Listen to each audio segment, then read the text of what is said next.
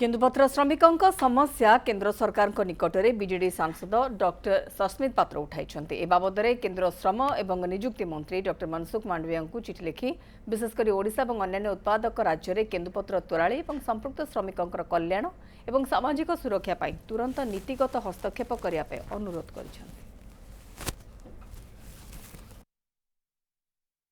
ओडिशा केन्दुपत्र कर्मचारी संघ दाबी करिसेंती जे केंद्रीय वेलफेयर प्रोग्राम्स जोटा रही केंद्र सरकार से केन्दुपत्र प्लकर्स सीजनल बाइंडर्स एवं एसोसिएट वर्कर्स को सामिल करा जाऊ। द्वितीय केन्दुपत्र तोलाड़ी एवं कर्मचारी जो सुविधा गुड़िक दिज्वा कथा health coverage pi under ESI सेटा करा जाऊ। डिस्ट्रिक्ट लेवल रे इंस्टीट्यूशनल मेकानिजम्स तांकर वेलफेयर पाई रहू। ता सहित राष्ट्रीय स्तर रे केन्दुपत्र तोलाड़ी एवं तांकर जो कर्मचारी अछंती तांकर आइडेंटिफिकेशन एवं रजिस्ट्रेशन हो।